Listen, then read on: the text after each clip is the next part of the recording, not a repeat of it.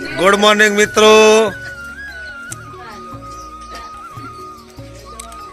આપણે સવારમાં બોરે આવી ગયા અને એક નવો અખતરો કર્યો છે. આપણે મલ્ચિંગ ખેતીનો બાજરી વાવેલી છે ટપક પદ્ધતિથી અને થોડી ઉગી પણ ગઈ છે અને બહુ સારી ખેતી થશે.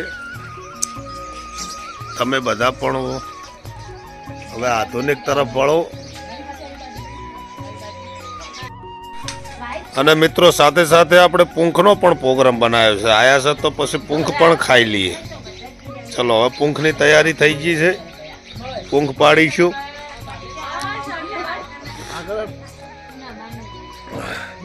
થોડું વિપુલભાઈ ત્યાં જઈને સમજાવશે.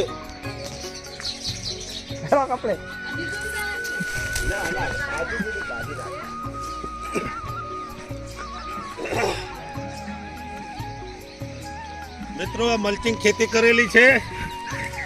જુઓ તમે, અંદર પાઇપ નાખી છે. આ પાઇપ અંદર નાખી દીધી છે અને આની અંદર આપણે બાજરીના દાણા બધે તકન ફેંકી દીધા છે. આમાં આ ચકલા બેસી અને થોડું ખોતરી જાય છે. ખાસ વર રાખવી પડે છે. જો દાણો ઉગી ગયો હશે. આ બાજુ થોડું પેલું પાછળ છે, આ બાજુ આગળ.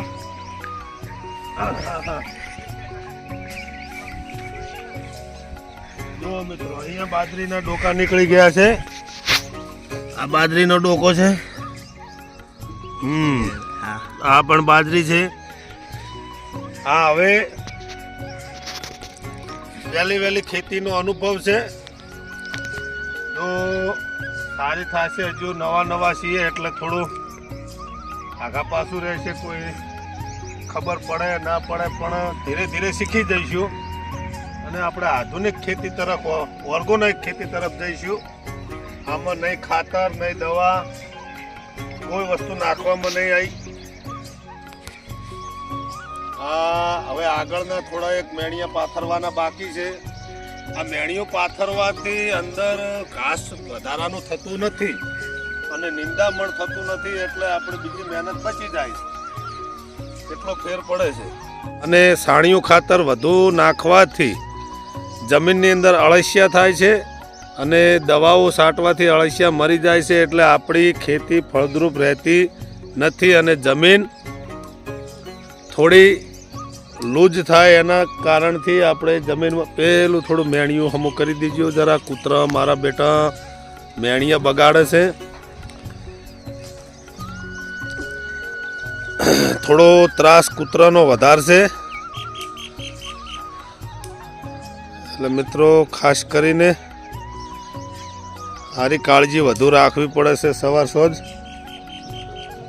બાકી કોઈ લોબી મહેનત છે નહીં. Thank you.